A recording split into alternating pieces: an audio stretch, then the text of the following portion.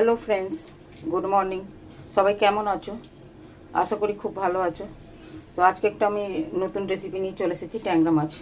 এখানে অনেক বড় বড় সাইজের ট্যাংরা আছে, মানে অনেকটাই বড় বড়। নুন হলুদ মাখিয়ে রেখেছি। আর এখানে আলু আছে দুটো, এটাকে কেটে রেখেছি।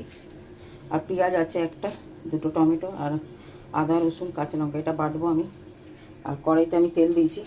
তেলটা গরম হলে মাছটাকে ঢাকা দিয়ে দিয়ে ভাজতে হবে, নাহলে ছিটকাবে। এই মাছটা বেশি ফাটে, সবাই জানো হয়তো এটা।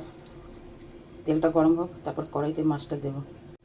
তেলটা গরম হয়ে গেছে, এবার আমি মাছটা দিলাম।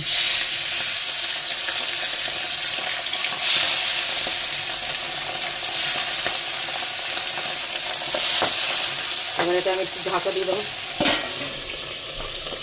ঢাকা দিয়ে দিয়ে আমি মাছটাকে ভাজছি, নাহলে ছিটকাবে। মাছটা ভাজা হয়ে গেছে, উল্টে দিয়েছিলাম ঢাকা দিয়ে দিয়ে। এবার এটাকে বের করবো। চারটে মাছ দিয়েছিলাম, সেটা ভেজে বের করে নিচ্ছি। আর বাকিটা দিয়েছি, এবার ওটাকে উল্টিয়ে ভেজে বের করে নেবো। সব মাছগুলো ভাজা হয়ে গেছে। ওই তেলের মধ্যে আমি পেঁয়াজটা দিয়ে দিলাম। পেঁয়াজটা লাল করে ভাজবো, তারপর আলু দেবো ওকে। আর এখানে আমি মিক্সিতে সব নিয়ে নিচ্ছি, এগুলো বাটবো। পেঁয়াজটা লাল হয়ে গেছে, এবার আলুটা দিয়ে দিলাম। আলুটাকে ভালো করে লাল করবো, তারপর মশলাটা দেবো। আন্দাজ মতো নুন দিয়ে দিলাম। এবার এটাকে আরেকটু ভাজবো, তারপর মশলাটা দেবো। এখানে মিক্সিতে আমি আদা রসুন কাঁচা লঙ্কা টমেটো বেটে রেখেছি।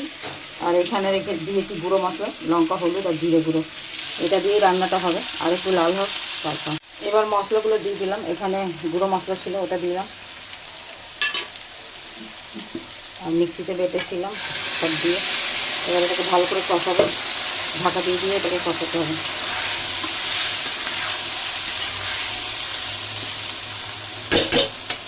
এটা ঢাকা দিয়ে দিয়ে কষাবো, এখন অনেকটা বাকি আছে।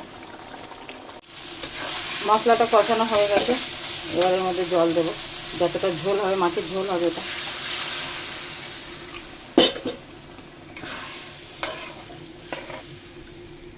এবার এটাকে ঢাকা দিয়ে দেবো, ফুটবে, তারপর মাছটা দিয়ে নামাবো। কারা কারা ট্যাংরা মাছ খেতে পছন্দ করো সবাই কমেন্ট করে জানাবে। আমার রান্না কর কেমন লাগে সবাই বলবে। এবার মাছটা দিয়ে দেবো। মাছটা দিয়ে আরেকটু ফোটাবো এটা। এইভাবে কারা কারা রান্না করো সবাই কমেন্ট করে জানাবে। আরেকটু হয়ে যাক 5 মিনিট, তারপর নামাবো। রান্নাটা হয়ে গেছে, এবার নামিয়ে দেবো। সবাই দেখে কমেন্ট করে বলো কেমন হয়েছে। ঢেলে দিয়েছি, সবাই দেখো।